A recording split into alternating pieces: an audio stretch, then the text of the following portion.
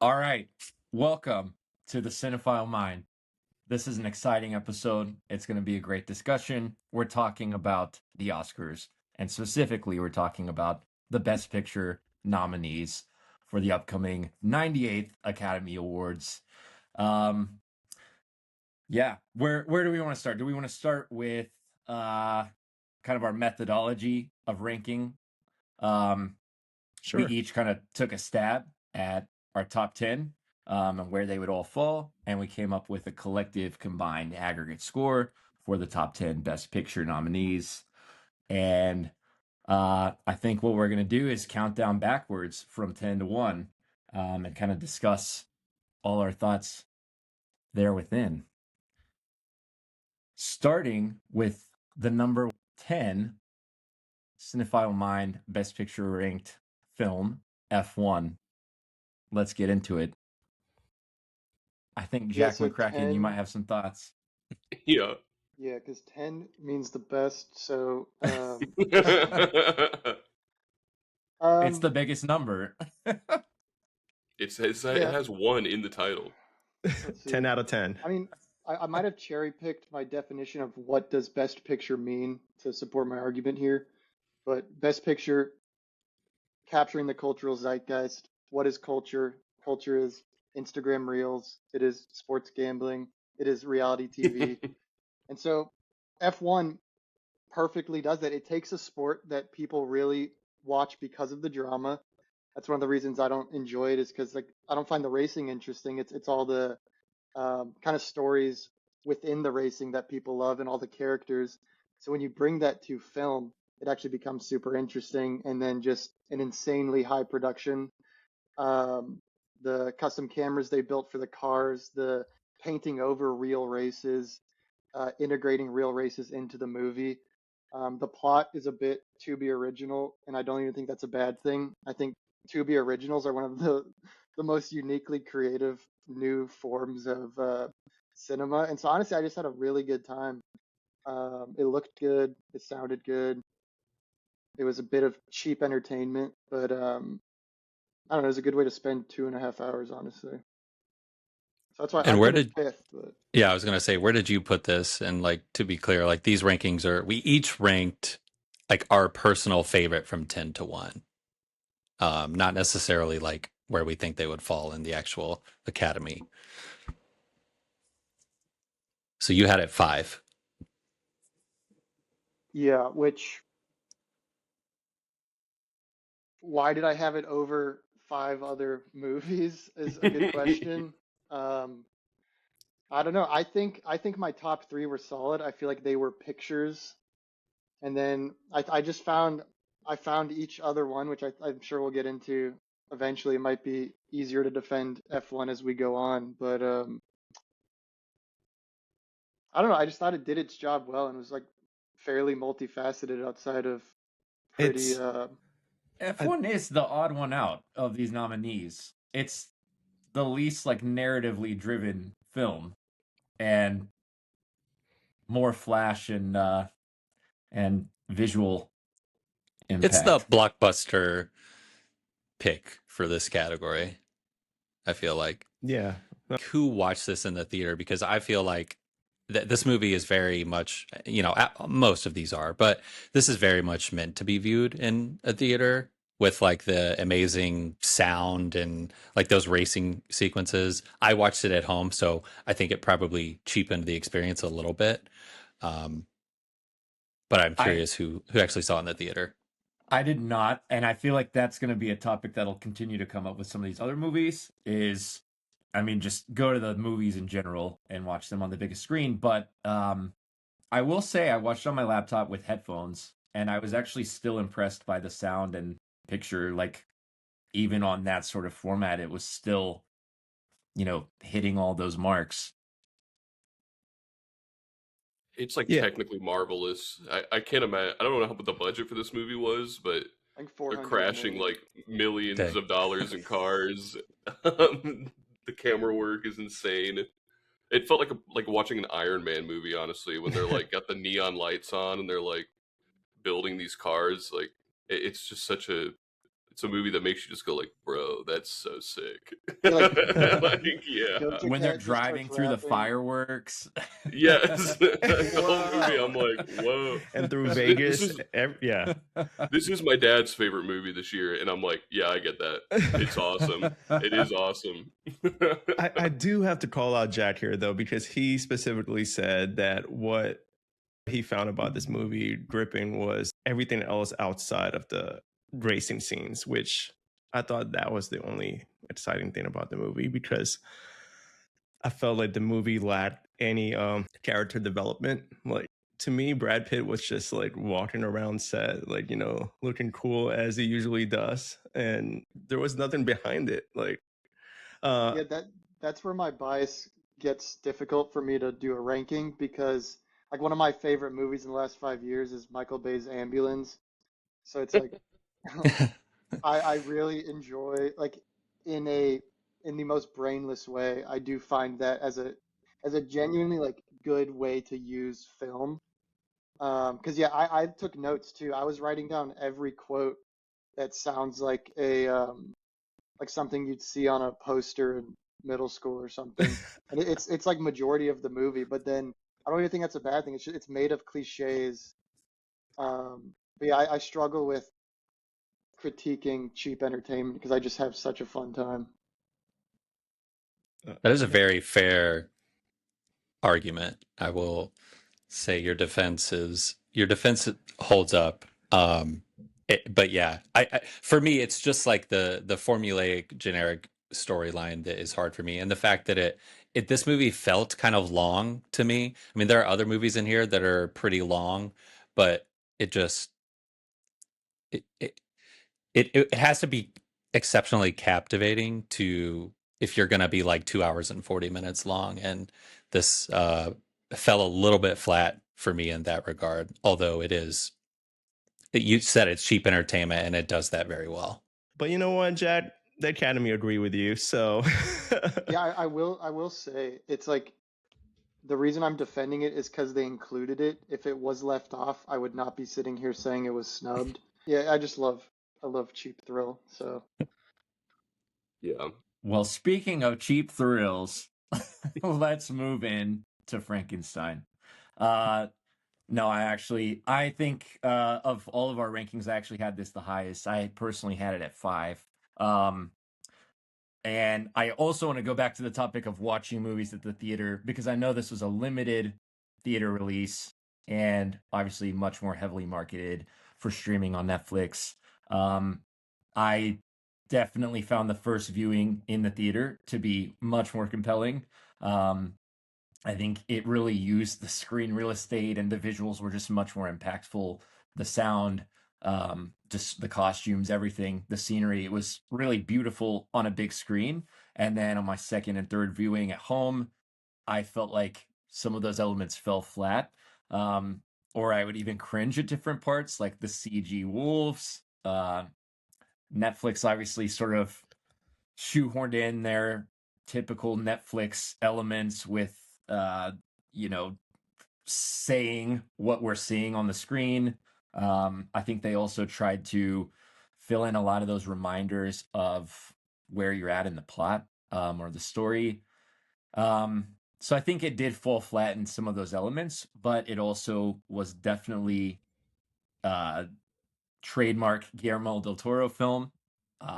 It captured a lot of the magic and humanity behind monsters, and sort of the people around them. But yeah, curious y'all's thoughts.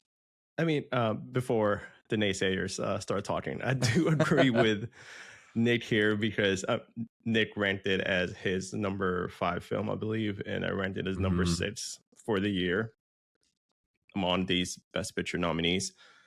But I was extremely captivated when I saw this in the theater. In the entire world building that Guillermo del Toro, which I feel that I'm also biased here because I just think he can never do any wrong, really.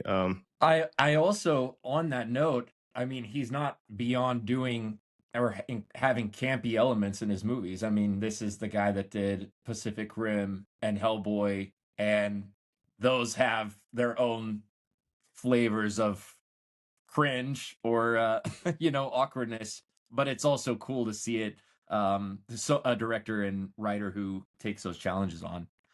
Yeah, The other thing I want to point out is Jacob Elordi, I think, gave the most physical performance of any of these Best Pictures, and definitely is a standout that we'll talk about in later conversations. But yeah, I think the cast did a really great job, and you also have to factor in that this is a story that's been told countless times in a number of different formats, and so everyone's familiar with it. and it's the first time I've enjoyed it, so And it's one of the most enjoyable portrayals of that. it's just about this like creature that nobody understood. Even the person who created him didn't really take the chance, the time to like understand him. And he's just roaming around this world that we're in, looking for somebody to love him, and tying it into like everything that's happening right now. I just felt the message to the core, but I do agree with some of like what people are saying about the movie. But like Nick said earlier, I also did watch this in the big screen, and I think that helped a lot. Yeah, Yeah. that's interesting perspective. I think for me, I had this at my number 9. I still enjoyed it, but this was always going to be have a little bit of a disadvantage in the rankings for me personally, simply because of the genre. Like, it's just not a genre of movie that really gets me excited. Um, that's just a matter of personal taste. But I thought, like, visually it was super compelling, and to your point on Jacob Elordi, like, but he would be, to me, would be a very deserving winner for supporting actor, and totally agree. Like, his physical performance in this was super convincing, and I feel like what I took away is like that's super hard to do, to like play that type of character and not be like over the top or goofy. Like, it's just, I don't know, like he brought something to that character that was very human, but I don't know, I was very convinced by it, and I thought that he elevated the movie for sure.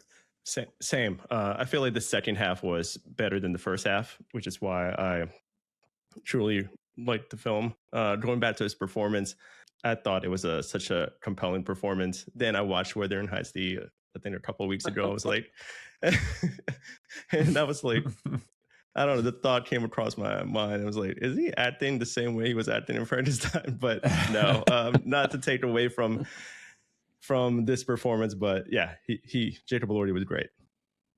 I think it's so funny that you like the second half more, because even with the book, I've always found Victor's story like the most compelling and like interesting part. But um, I do think a lot of the movie, like how you speak, it's moving, as is really attributed to the source material.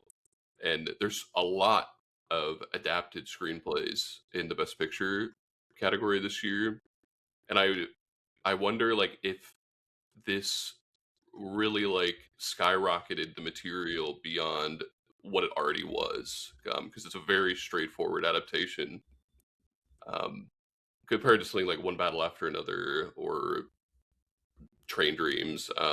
This is like a very standard adaptation to me. So I love Frankenstein. I love this movie. I love still, but I'm like, as an adaptation, I'm like, I think it's a little weak. All right. The next film on our list, ranked at number 8, is Marty Supreme. I don't want to start here, so I'll let someone else speak. Marty Supreme. Okay. Who's a fan? I did have this one, I believe, at number 4, but it's a Yeah. love-hate relationship with Marty Supreme. Kind of same with Smashing Machine.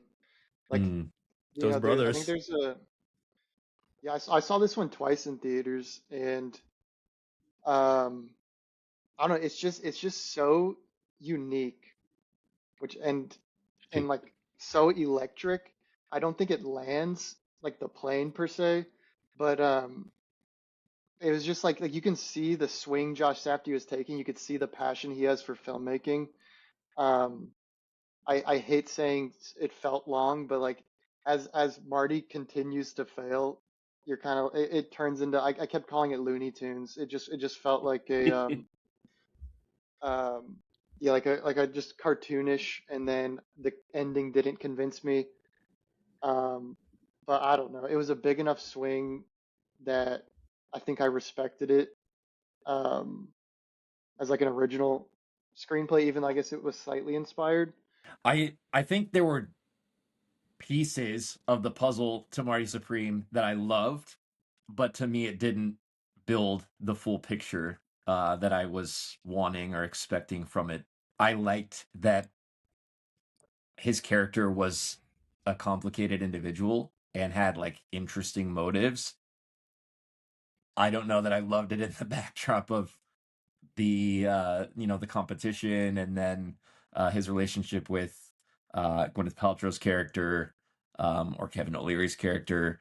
Um, the dog scenes were interesting and maybe some of my favorite parts as well, but then it also felt a little bit jarring again in the whole kind of world that was being built, and sort of the purpose that it served. um I think one of the most consistent parts for me was the music and the soundtrack and scoring. I felt like was probably one of the more uh impactful and kind of interesting elements of the film to me.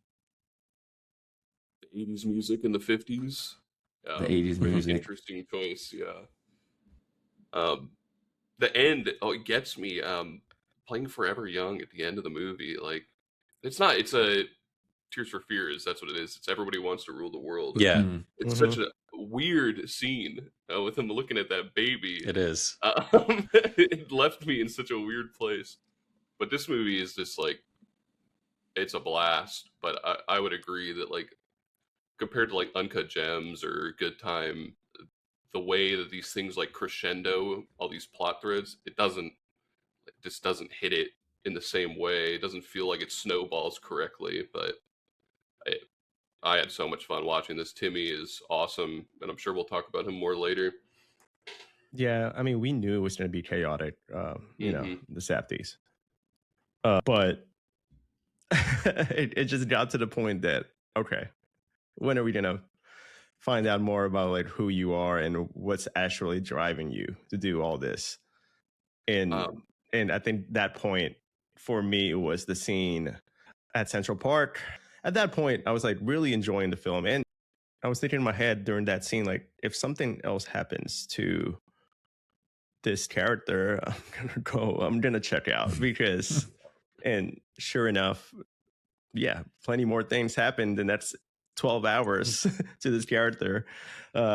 Spoiler alert, I guess, like getting arrested in Central Park, then going to a party at the Upper West Side and getting spanked by Kevin O'Leary, then somehow ending in New Jersey and in the middle of a shootout, all in the span of like 10 hours right before he was about to fly for competition overseas. I'm like, all right. Right. You're like, someone buy this kid a plane ticket already. You're like, come on. Yeah. I remember on the second watch, starting to be like, I was watching with someone who hadn't seen it yet, and I was like, oh, we're just getting to the Central Park scene, and then I was going through what we still had, and I think it was still too fresh in my mind. I was like, man, it was like 10 o'clock. I was like, I might just take a nap now. But I don't know. But yeah, I mean, it was enjoyable. Like, Yeah, I agree. It's enjoyable. I don't have anything else to add that hasn't already been said. I think I liked it. I liked the performances for like a Safdie movie. I didn't enjoy it as much as the other ones. Yeah. Good Time to Me is still my favorite. Yeah. I also do have to note that if we all remember, like, Call Me by Your Name, and the movie ends with just the shot of Timothy's face, and like, how pretty much his emotions like held you through the next 5 minutes, and that was your takeaway from the movie. And I think they were trying to do the same here, yet I just felt pretty empty when I was watching him cry and tear up looking at his baby. nothing prior to that made me think that he would be like, oh wow, I'm about to be a father. It just felt a little false for me. I don't know. He does not develop. I think the thing that annoys me the most about this movie is he has that catastrophic loss in the UK, and by the end of the movie, he's like, I can beat, this guy now, and there's just nothing in the movie that makes me believe that, like, I don't get to see him play ping pong really ever. I'm like, why does this guy think he's better now? Is the point really that he's just like that?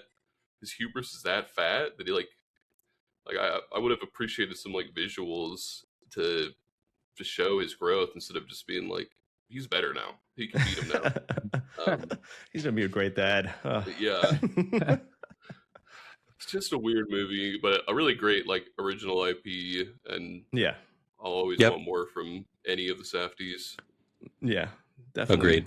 Definitely better than F1.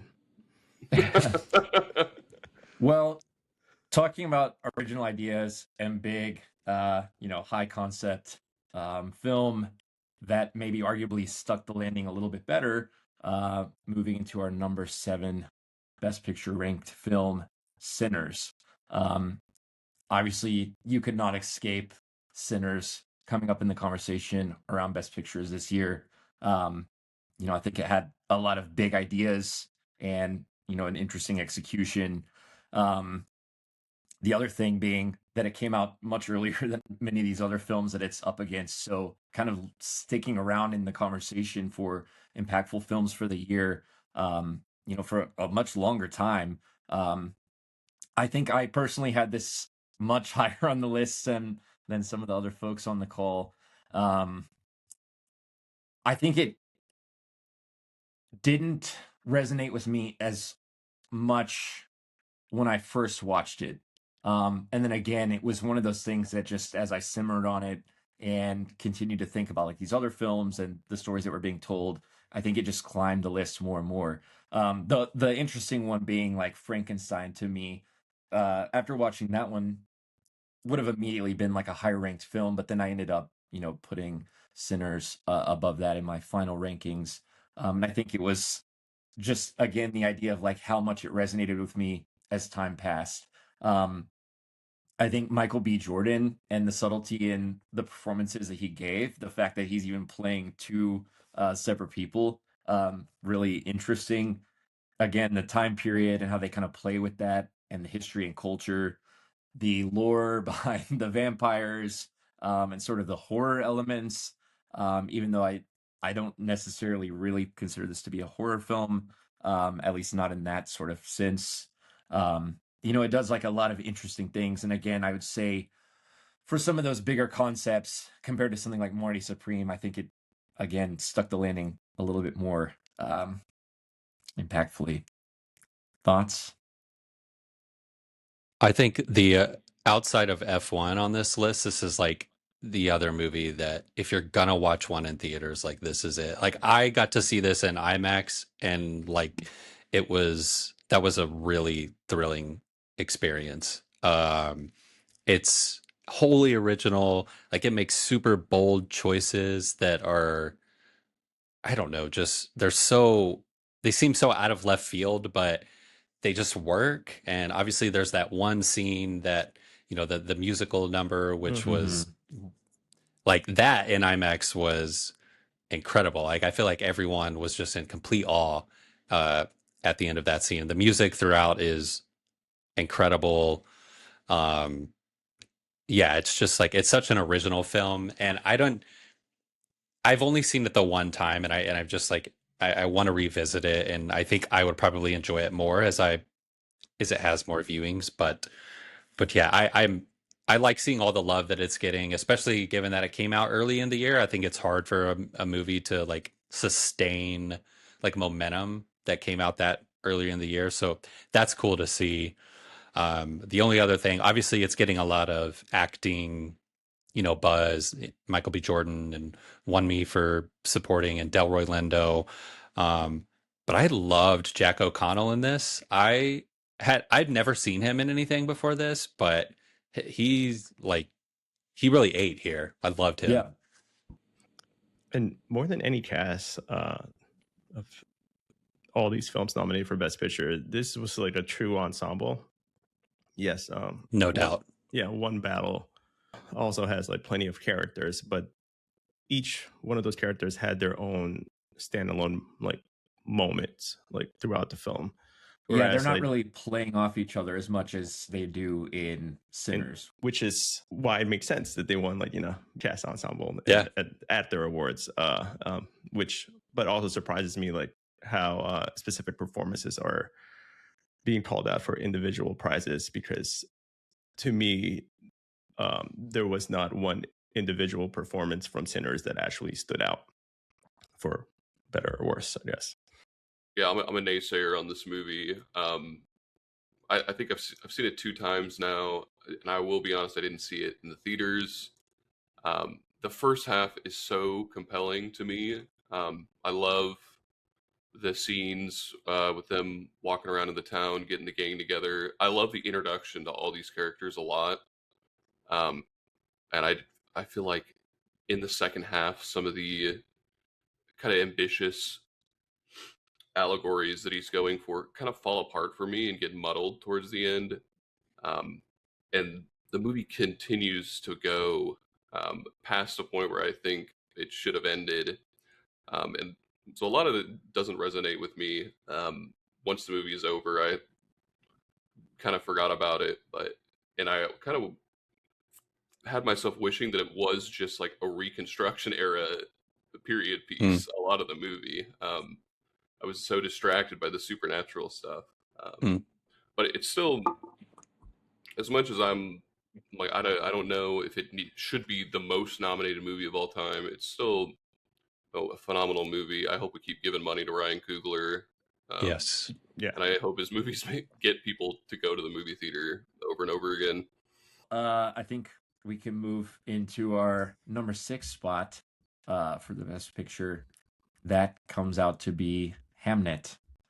I personally was not familiar with the novel that this was adapted from, but of course familiar with Shakespeare, Hamlet, the basis of the film. I think you can't really talk about this movie without talking about Jessie Buckley. I think she's truly just carries it. I'm not sure if anyone else would have carried the role, at least not in the same way. And just delivers some gut-wrenching and really painfully emotional scenes throughout. So I definitely had this lower on my list than I initially would have anticipated, but I think to me it dove so much into the sort of emotional pain and just that sort of angle of the narrative that I would have liked to see other concepts and things explored maybe more deeply. But what it does do well is deliver on that sort of pain and tragedy that they're all going through. Yeah, I wish I could have put this movie at 1. There are things that fall apart for me towards the end. Specifically, when we spend more time with Paul Mescal, I think while his performance is good, I hate the Hamnet line delivery when he's standing over the bridge. I think that made me took me out of the movie completely. And honestly, the ending itself, it I kept hearing that it was so impactful, and it was not as powerful as I thought. But this movie is like so beautiful to me. It's right up my alley. It's like just amazing period piece. The set is amazing. I feel like I'm in that time period and I'm there. Jessie Buckley, she could just stare at me for a second and I would know, like she could resonate a feeling that I felt. Like I'm like watching this movie and I'm getting hit with memories where I felt this awful before, and it really just like transported me the experience. And I think this movie is awesome. But I'm insanely biased. This is like my movie for sure. It would be my movie of the year, I think, if Sentimental Value and One Battle weren't such powerful picks. That's really interesting. Like you're hearing your perspective, because like I sort of felt like the complete opposite. My experience of this was basically, I hate to say it, I was basically bored for most of it up until the final act, and like that whole scene and like everyone coming together for like the play. I did find that to be so moving and like really just like capped off, and like without that like ending and that scene it would be like close to the bottom, but for me, but it, I don't know, it just like that took it up a few different levels for me, and just like I don't know, I feel like it just wrapped everything up so well. And yes, Buckley's performance is getting all the praise that it deserves.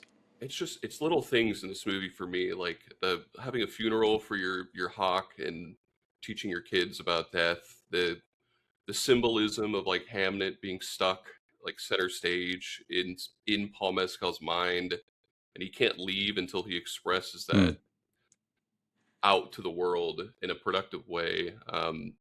And just watching that relationship in the first half grow, is it feels so natural to me, and like it makes me like I'm in love with Jesse Buckley, like I'm in this relationship.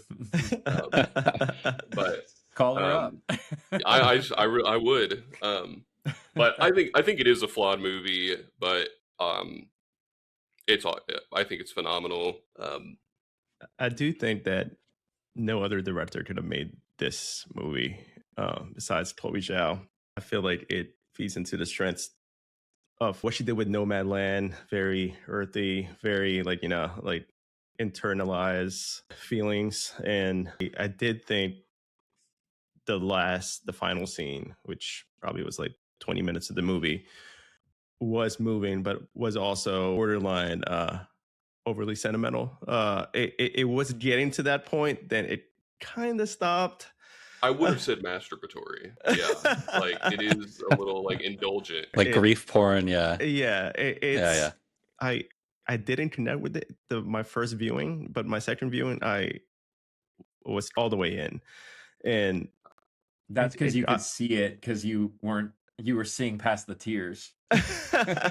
no, it got me the second time around for sure, and really, it's all because of Jessie Buckley, as everybody here, you know, have been saying.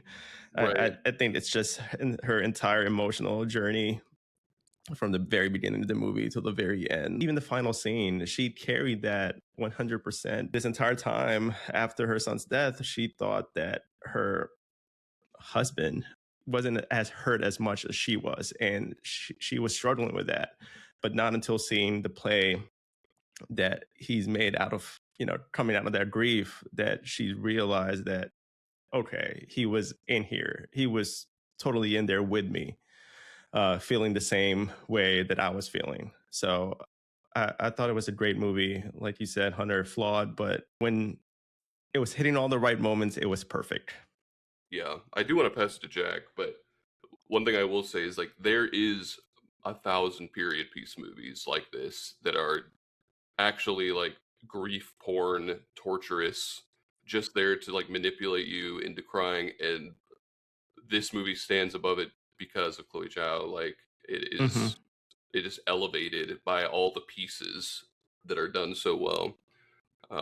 Jack, you have to say something bad about this movie though, because I am It's his literally number like, 9. He's got to say something. yeah, Come on, Jack. Well, it's kind of like what Spencer said, and I, I don't want to misquote you, but it's kind of like if like you need to buy into it to feel the power of the movie. And I think one of the issues for me is like the back half is very much like Marty Supreme for grief. That's kind of uh, what it felt at times, and I think the cinematography took me out of it, especially in that first half when I'm trying to connect with the characters. And it was the same guy who did Zone of Interest, and it seemed like he was using much of the same tricks, which confused me a little because I think the banality of evil is really apparent in Zone of Interest because you're kept at a distance.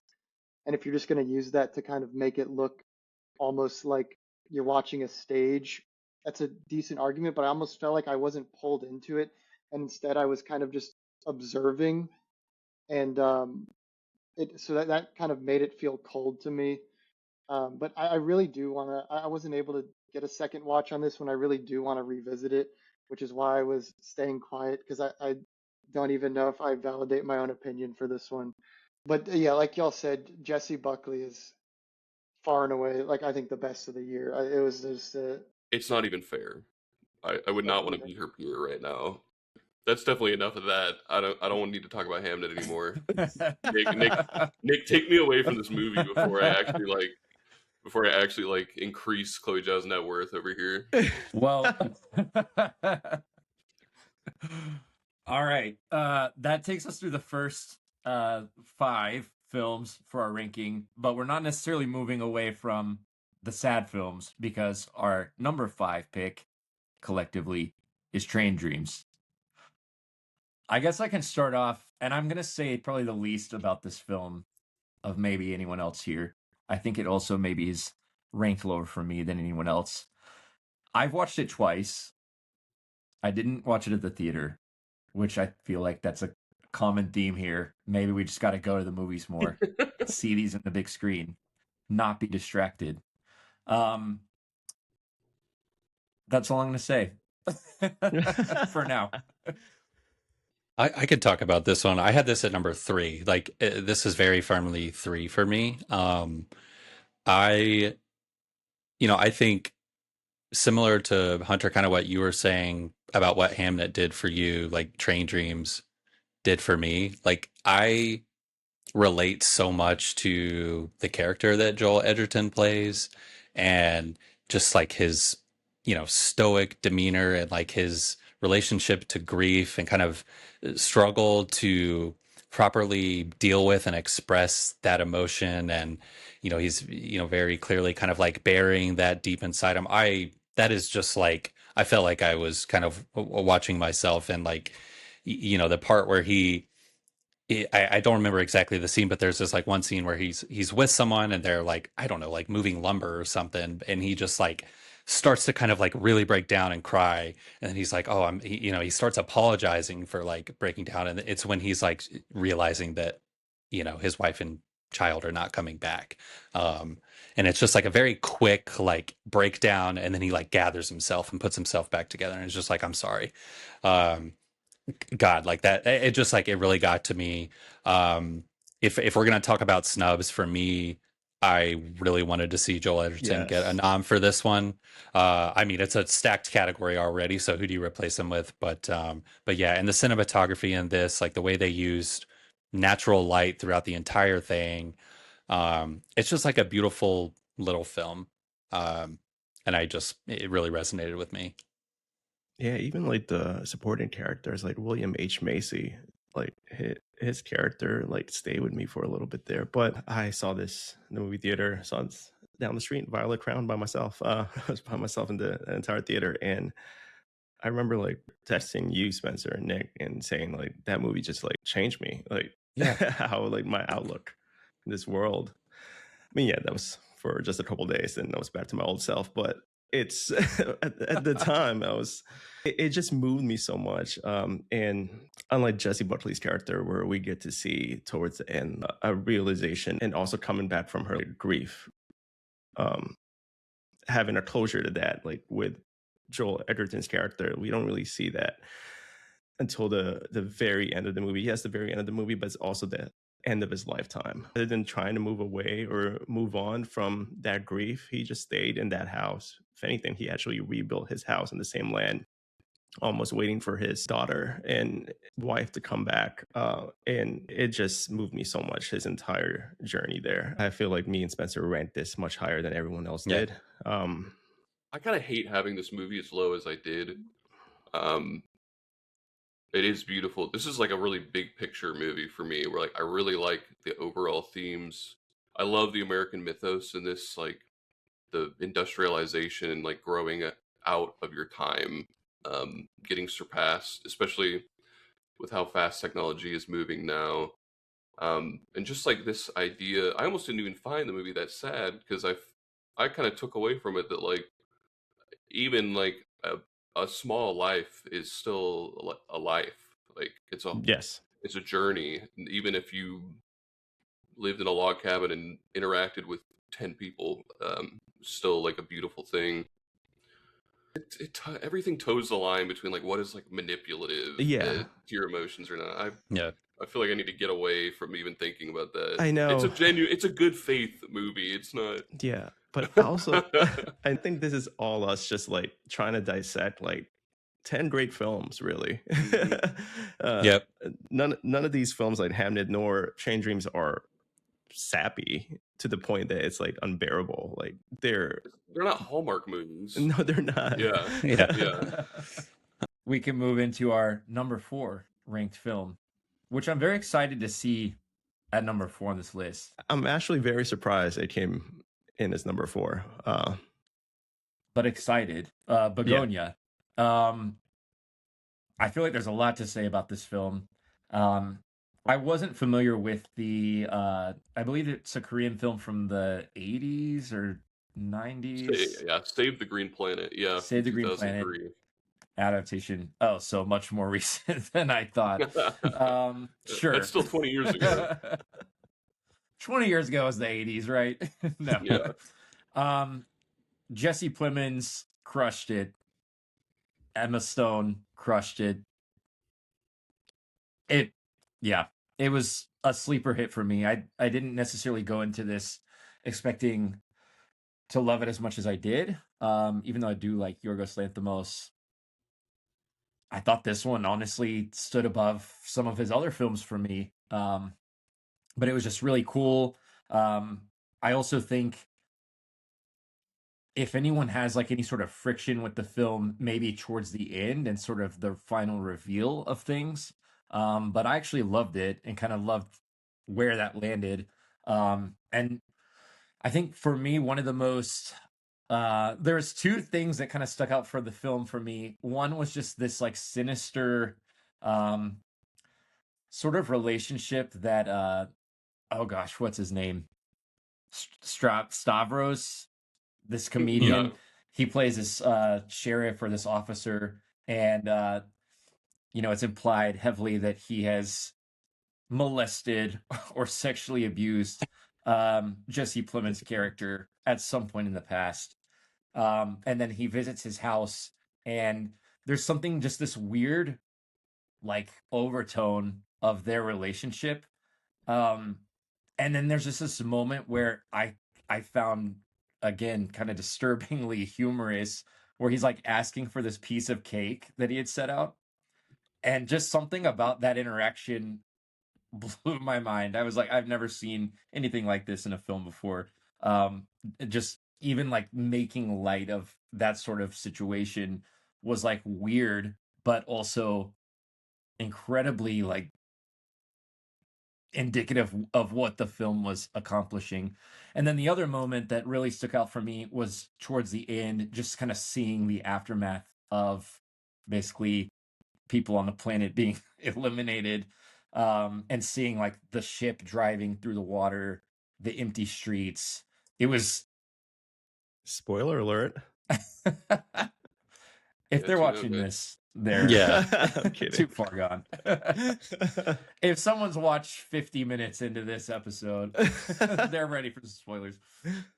Whoever is out there. That moment just, I've never seen anything like that. What I remember, one of the most jarring pieces of it was the soundtrack, and I almost like in the theater, I was almost like bothered by it, and then I kind of reflected on it, and I was like, man, that's a perfect soundtrack because it really just adds to like the anxiety of pretty much every character in this. You're like, even that was it the cousin or the brother, like he's kind of just brought into this, so it's like each character you're kind of just like so tensely watching them, like what's gonna happen next, and then you have to continue spoiling the end when it does happen. Like I think throughout the movie you're kind of wondering if it's gonna go there or if it's just a conspiracy, and it gets so fantastical and then turns into like a ecological um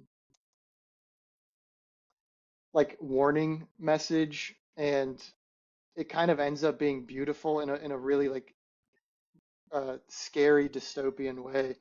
So yeah, I just thought it was one of the most stressfully beautiful things I watched last year. Right. I had this one at my number 2. I almost put it at number 1. I loved this one. I just like it, stuff that's dark and weird and funny is just right up my alley. And yeah, I think I I love most of Yorgos's films, but yeah, this one just really did it for me. And the fact that it's like set in a period and a like time that feels very real and like we can relate to, like that definitely there are people out there that are like this, the very, this conspiracy theory type. And yes, to your point on like the music and the sound, I think that's very much intentional to just be unsettling throughout the entire thing. And it does that really well. Only to get to the end. Like I spent the whole film being like, yeah, this is clearly some guy who's crazy, and it's conspiracy theory, but I'm enjoying the ride only to get to the end and realize that he was right all along, which was just I I loved how that ended and the fact that I was just like misdirected in that way. It's almost like a double misdirection though, because when it goes into the lore, I this ending I was kind of like, this doesn't hit with me like politically. I almost team sported this movie too much, where I was like, I think it's kind of bad that we like just showed the conspiracy theorists that he was right the whole time. I was like, but on the rewatch, I realized that the aliens, they are progenitor human beings that left the planet. They are human beings more or less, that mutated and left, and were trying to help us. So while Clemens was right that they were aliens, the problems with the world were still occurring because of humans. Like it was still just like us the whole time. There was no higher conspiracy, really. I think contending with that is scary, and the montage at the end is awful, and it reminds me of like when you see like footage of like shootings, like it's so Mm. unsettling. Just like this terrible thing has happened. It just sits with you in a terrible way. Though I mean, he's becoming like one of my favorite actors. I mean, I've watched him since Friday Night Lights and always been a huge fan. He's so good. I do one last thing about Bugonia is I just watched an interview last night with the composer. He was not given a script. Like he was just told like this is a spaceship. Like make a song about like being in a spaceship, or this is the basement song. And so like Interesting. he did not actually have context to like the events of the film. He just was like, okay, this is spaceship music, and the tracks are even called just like basement spaceship. So some Wow. of the unsettling things just might be that like the script itself is alien to the composer. Our number 3 film certainly snuck up on me. I think maybe snuck up on many of us here since it is our Yeah, number 3 film. Because I didn't really notice too much like promotion or chatter around it until it seems like it came out, and then we caught a screening of it, and at that point I was just hooked. Our number 3 film being The Secret Agent. There's so much to talk about with this movie. It is a long one, and I think compared to some of these other films like F1, it uses screen time incredibly well. I also think one of my own kind of benchmarks for how good a film is when it really transports you to the time and place that it's happening. And, I have never been to Brazil, and certainly not during that era, but it felt like I was there. It felt like all the things that I was seeing on the screen were actually believable, to that place and the circumstances and situations that were playing out. Wagner, if we're pronouncing his name how I believe it's supposed to be pronounced, gives a stunning performance. But this is kind of an interesting ensemble as well. I think there was another standout that even I think there was some chatter around best supporting actress with his elder neighbor, I believe. And she kind of immediately lights up the screen and captures your attention in a really fun way too. So yeah, I love this movie, and I've only seen it the one time. I definitely want to revisit it. But I also did watch it on the big screen, and as we've learned, that helps. Yeah, I don't know how much about the movie y'all knew going into it, but like I think I read the description a few times, and I still wasn't fully sure what I was about to watch. And it's got such a slow build, but it was like it was so beautiful, and it really does get you like integrated into the places that it's being shot in. I think much of it was shot on location, like in Racine for most of it, and I don't know. It's just one of those like master storytelling movies where you're kind of just captivated the whole time. Um, I honestly thought it was going to be like an action spy movie for some reason, maybe just because of the name. And I was never disappointed when it continued to kind of just slow build throughout. And then, it's just great for like a movie um, to like show you something that you're not familiar with. Because I found myself just researching and reading more about Yeah. Brazil's history, um, the like characters it's based on. Hunter was sending me links to like some of the companies mentioned in it that were trying to capture Wagner's character were real. This was all things going on, and it's like I think that's such a cool way to use like narrative storytelling. Yeah, like the length, yeah, it's very long, but I felt rarely am I so captivated while also having very little idea of what's going on. Yeah. I was just like, but I was so intrigued by the entire thing and just it was still kind of lost. There's obviously lots of historical contextual references that went over my head, like the hairy leg thing, like was it was very strange. But like obviously I went like looked it up afterwards, and you find out that it's like very very much this pervasive urban legend that originated there, like in that town, as sort of like a um it's like a nod to like censorship and police corruption, and like they created this urban legend.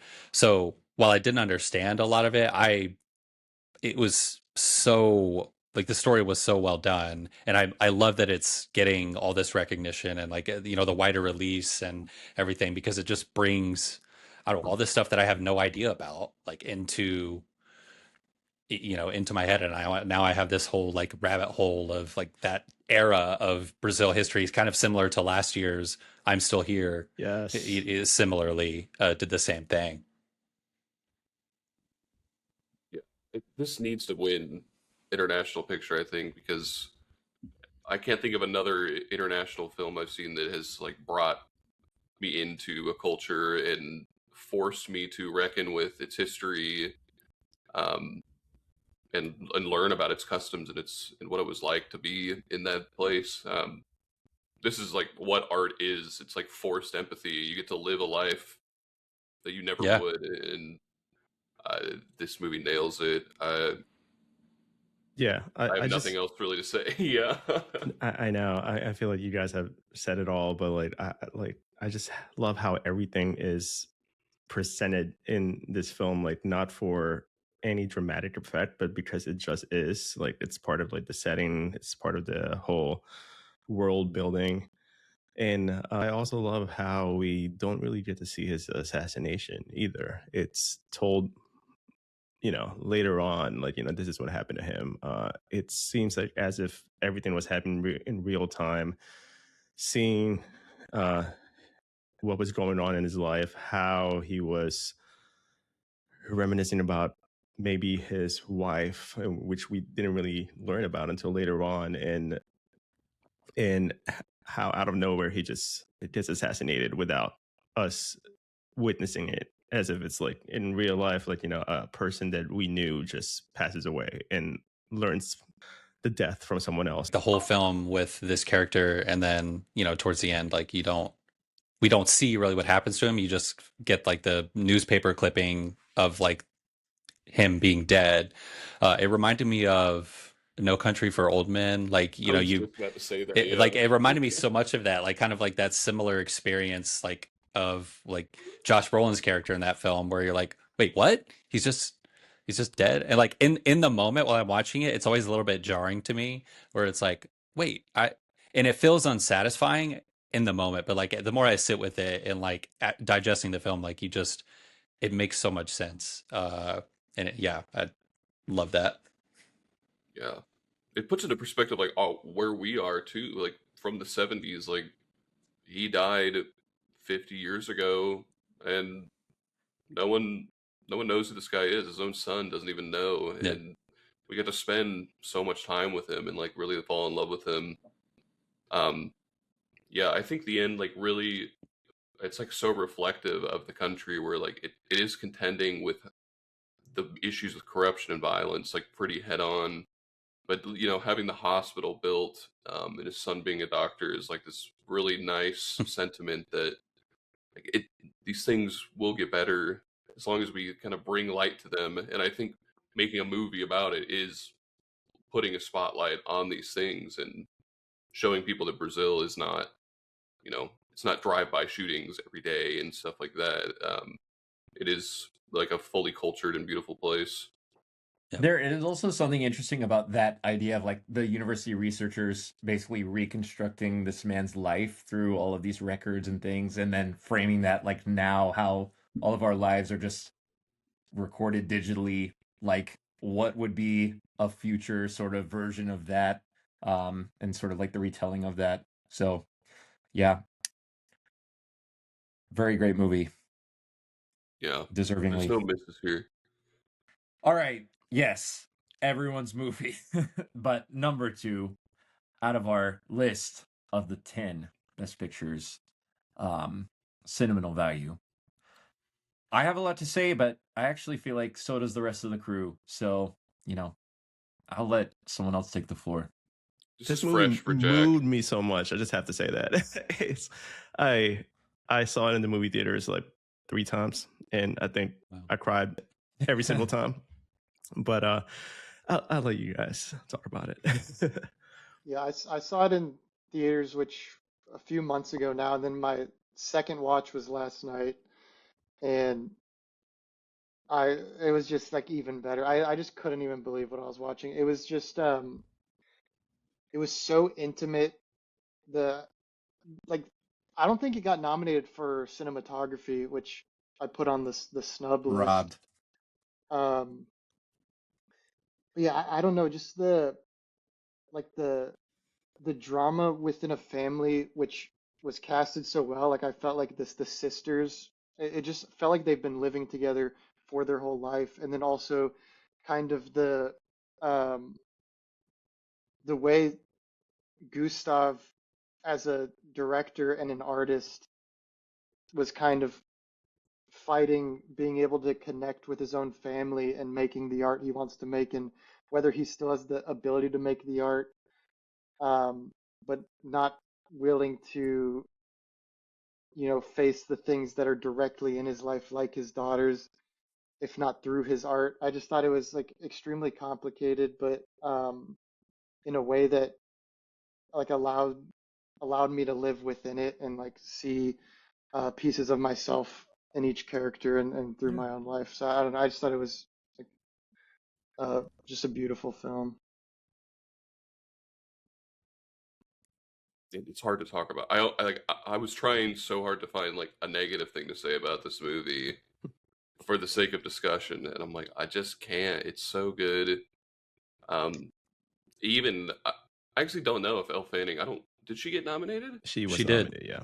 Yeah, like one of my favorite scenes in the movie is her being let go from the movie, and it's so gentle and intimate. And every scene feels like that. It's dealt with in such a human way, where it's like we just have to like talk to each other. We have to help each other understand one another in order to get through these like terrible things that have happened in our lives and reconnect. I really enjoyed her in that movie. And it's such a complicated character to play and really execute, because you're playing She's this a bad actor. Yeah. yeah. I love the way it's like the way it's introduced, where it's like the voiceover where she's talking about imagining herself as the house, and like the house has these personified characteristics, and I don't know, just like it I don't know, it really kind of puts you in that place, and everything that happened there, like the traumas, and I don't know, I just like it, to me it just like it sets up the film so well, and then just continues to get better from there. I thought that was just like a cool It's way a to cursed introduce house. They really should move Yeah. out. Yeah. It It Yeah. has so many wounds, the house does. Just like little, I love they make so many references to like how they would leave throughout the back fence, and then repeatedly throughout the movie they are like leaving the house that way. Like they work so hard to make you believe that like that is the house that these people have spent generations in. They know it back and forth, and it remembers all these things. It has all these scars. Mm. I think, and that happens like towards the very end of the film. I think leading into even the final scene is then you see the home kind of transformed in like the millennial gray. Like Yeah. It gets Netflixified. it gets Netflixified. And then what I loved though is the very final scene. It cuts back, and you're back in the house, and it's the daughter now in the role written for her by her father, and then it pans out and you realize they're in a soundstage that they recreated the house. So, that sort of like double gag also blew my mind when I saw it. I'm like, wow, they made you think, oh, it was just flashing back to they filmed, their movie and then maybe sold the house or whatever. And it's like, no, it's the other way around. Like this space that's kind of been tying the family together is no longer part of their family. But yeah. Exciting stuff. It's too good. Tight race for this one, for international with this one and Secret Agent. I know, it's just, how do you vote between these two films? Yeah, I didn't even register that in my brain at all. I don't think I could choose between those two movies. They're both so unique.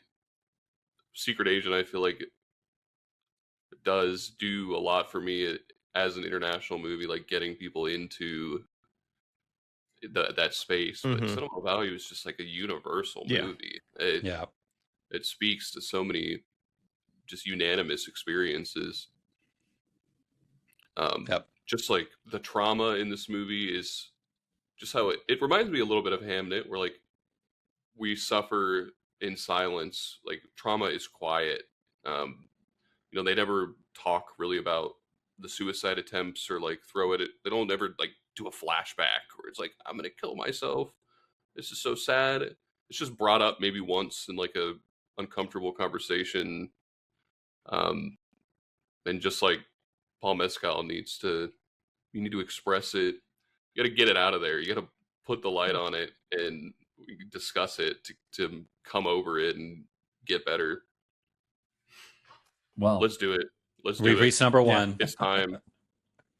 It's time. We've reached number one. Speaking of using art to cope, our collective number one movie for Best Picture of the Year is Wicked for Good. The biggest snub of the century. Wicked for Good. It had it all. Unanimous number one. We went with One Battle After Another. Shocking. Was it? It was number one for literally for all of our us, individual rankings. Yeah. Wow. Yeah. It got the full 100 points. Mm-hmm. Wild. but deserving. Yeah, I want to let someone else talk. I Look, have I seen mean, this movie 10 times now. And Spencer, you go have. for it. No, but you know what? I would love to hear what Hunter says as well, because he started writing an essay about this. We will have this essay at some point. It is a traumatic no. If experience you've for seen me. it 10 times, I want you to take the Please. lead here. This has been like a confusing movie for me, just because it's so political. And like the first 3 times I'm watching this, I'm like, this is a team sports movie, kind of like we're like bashing the right, we're getting our hits in, and through like watching all the interviews, and just like really going through how intentional I think this movie is with everything in it. It it's like this deeply personal story of being liberal in like this post information, post COVID era. Like I see so much of this as like a critique of what it felt like to like be alive in the Obama era, in this era of like massive hope. Like we didn't have like a French 75, bombing hospitals or anything like that, but we had a platform where we were like, we're going to change the world by voting this guy in. It's going to be amazing, and it just didn't happen. It was a disappointment, kind of, and then we just fell into this lull where we all kind of gave up. And I think Bob is clearly a fat self-insert for Paul Thomas Anderson, who both, you know, his interracial marriage is a big part of his life, and that's highlighted so much in the movie. The way that sex is used is like a weapon for politics. The nuns are later shown as like we've disarmed the Democratic Party at this point, just like how weak we've become in terms of like fighting the fight to change things. Um, Perfidia has the line like the pussy is for war, the guns are for fun, and that's what's lacking in the second half of the movie. We're all celibate now at this point. We're not fighting anymore, and I just love how the movie ends and this idea that we probably don't need to fight anymore. It's time for us to pass it to someone else because we've become so disillusioned with like how to change the world, and we're tired and we're giving up. But if we can pass it along and continue to go up and down the hills, that it will get better at some point. Like we can't give up. Beautiful. Pack it up. Brilliant analysis. What else can we say? I can't wait to read that like essay. This essay is ready. Hunter. Come on. Yeah.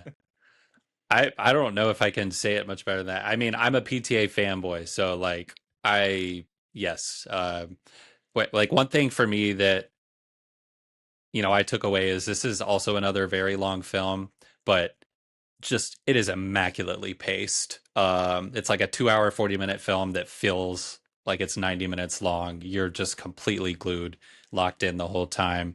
All the actors shine. PTA has really shown himself to be a master at loosely adapting source material. So like he'll take the source material. He did it with There Will Be Blood and Inherent Vice and a number of other things, and he just like brings it to the screen in such a brilliant way and like adds his own flair to it. He's just seems to have a thing for Thomas Pynchon. So this is a second Thomas Pynchon adaptation, the first one being Inherent Vice. But yeah, I don't think I can say enough about this one. I think it's a clear best picture of the year, which we'll get into. And yeah, I will continue to go to the movies for Paul Thomas Anderson. It does not feel like a 3-hour movie. It's No. so quick. And I saw this in IMAX as well, and like that, we've seen car chase scenes done a million times, and they can, to me, I can get fatigued from those very quickly. Like if it just goes on and on, like it's like, okay, let's wrap this car chase scene up. But like that was done in such a innovative manner. Like they're going through the hills, and seeing it in IMAX, like it was almost nauseating how that was shot. I thought that was another very well done part of the movie. Yeah. Take that, F1. Yeah.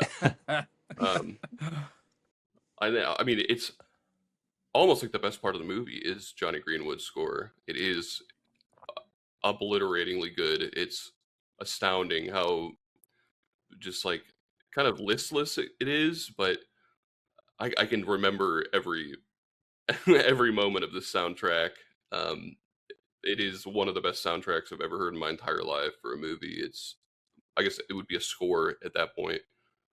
Which, And then even the needle drops are insane Yeah. in the Yeah. movie. and obviously Mobamba. that's not their first collaboration, but it Yeah. seems to be the best. Yes. Yeah, the prologue. This is the best prologue of any movie I've ever seen in my entire life. I break into tears every time that soundtrack crescendos, and Bob is basically left the fight at this point to go run away and hide, and that transition into Dirty Work from the Johnny Greenwood soundtrack is so good. It's I mean, that's the astounding. introduction of Willow, his yeah. daughter. Yeah. It's so good. It's unbelievable. It blows my mind every time I watch it. I mean, critiquing films, critiquing art, and ranking them. It feels weird to me at times. Like, like how do we? It's been a great year in movies. It's probably the best the best year in movies in like quite some time. And for us to just rank them and prefer one over the other, but it would feel like such a miss if the Academy doesn't award One Battle the best picture, the top award, because it just feels like it's the film of our time. Yeah, I mean, Jack talking about, F1 is like as capturing a zeitgeist in pop culture. This is capturing like the cry of an entire generation that has just been like abandoned by how absurd the world has become. Like what we lost the war, and it's just like, what do we do from here? And it is a resounding like, just keep going. Like there is no end to what this is, and this will happen again and again. And we have to stop patting ourselves on the back for not doing anything at all. Really, you can't just vote for someone and walk away and be like, I did it. It's every day is a fight to do the right thing and to be progressive and make sure people are moving things forward in a positive way. It's just not even a contest. It's the movie of this year. My only snub here is Eddington, of course, which I think is a movie that similarly engages with the politics of our time, just in a more cynical way. But Eddington needs to be up here as well. I feel like it's a dumb thing. You're right, Miguel. Like it's so awful to have to rank things with numbers, because it's like, I know. I think all of us, like if One Battle wasn't so perfect, like I think Spenser would have Bugonia up there. Yeah. I would have Hamnet up there. Like there's so many movies that are so good this year that it's not fun to do this, honestly. And I hope anyone that watches knows that putting one movie behind another doesn't mean that they don't have valuable things or they're lesser than each other. Yeah. Well, with that, we can call it. Those are That's the a best wrap on this one. pictures. Yep. It's the best pictures. Don't consult anyone else. Yeah. Oh, No. you have something else to say? No. All right. Wrap it up. All right. Well, for anyone who's stuck with us so far, go to our site, listentophilemind.com. We'll have video essays, reviews. We'll clearly have one coming soon regarding One Battle After Another. And you can find us on pretty much any social media platform that your heart desires. Also with the name, The Cinephile Mind. And that's it. Clap sync that. Yep.